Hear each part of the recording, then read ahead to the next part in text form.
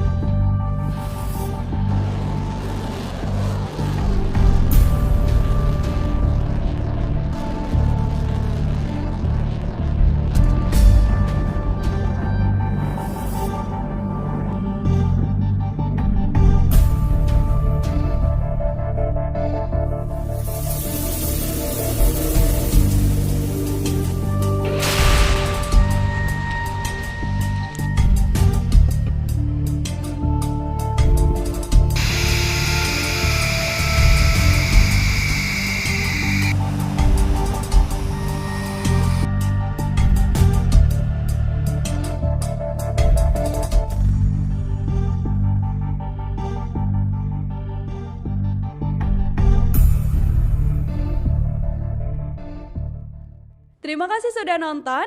Jangan lupa like, subscribe, dan share ya.